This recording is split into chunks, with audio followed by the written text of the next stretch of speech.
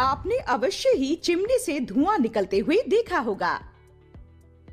यह ईंधन के दहन के कारण उत्पन्न होता है, लेकिन दहन में एक रासायनिक अभिक्रिया होती है। क्या ऐसे परिवर्तन रासायनिक अभिक्रियाओं के कारण होते हैं? आइए पता लगाएं। वे पदार्थ जो रासायनिक अभिक्रियाओं में भाग लेते हैं अभिकारक कहलाते हैं।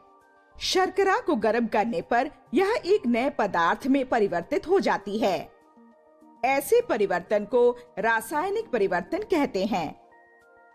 जिस प्रक्रिया से रासायनिक परिवर्तन होते हैं रासायनिक अभिक्रिया कहलाती है। इस प्रक्रिया में प्राप्त पदार्थ अर्थात कार्बन और जल वाष्प उत्पाद कहलाते हैं। आइए हम रासायनिक अभिक्रिया की कुछ विशेषताओं का अध्ययन करते हैं। गैसों का निष्कासन। एक परख नली में एक चुटकी सोडियम कार्बोनेट लीजिए। उसमें थोड़ा सा तनु हाइड्रोक्लोरिक अम्ल मिलाइए। सोडियम कार्बोनेट और हाइड्रोक्लोरिक अम्ल परस्पर अभिक्रिया कर सोडियम क्लोराइड, जल और कार्बन डाइऑक्साइड देते हैं, जो एक रंगहीन गैस होती है। रंग में परिवर्तन। एक बीकर में अम्लीय पोटेशियम परमैंगनेट का विलयन लें और उसमें आधिक्य नींबू का रस मिलाएं। क्योंकि नींबू के रस में सिट्रिक अम्ल उपस्थित होता है, विलयन का रंग हल्का धुंधला हो जाता है। अपक्षेप का निर्माण। एक बीकर में बेरियम क्लोराइड का तनु विलयन लीजिए। उसमें थोड़ा तनु सल्फ्यूरिक अम्ल मिलाइए। अभिक्रिया के दौरान आप देख सकते हैं कि एक सफेद रंग के अपक्षेप का निर्माण होता है। अवस्था में परिवर्तन।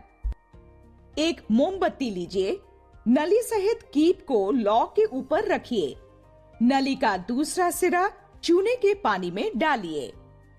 जब मोमबत्ती को जलाते हैं तो कार्बन डाइऑक्साइड उत्सर्जित होकर कीप के माध्यम से चूने की पानी में चली जाती है और इस पानी को दूधिया बना देती है।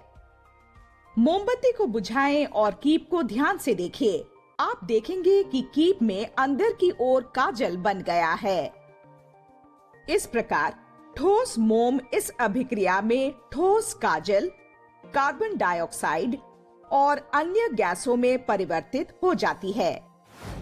आओ सारांश देखें। रासायनिक अभिक्रिया की विशेषताएं निम्न प्रकार है। गैसों का निष्कासन, रंग में परिवर्तन, अपक्षेप का निर्माण, अवस्था में परिवर्तन। अब आप इसमें होने वाले रासायनिक परिवर्तन का अवलोकन करके रासायनिक अभिक्रिया की पहचान कर सकते हैं। लेकिन हम रासायनिक अभिक्रिया सही तरीके से कैसे दर्शा सकते हैं? जवाब जानने के लिए हमारे साथ बने रहिए।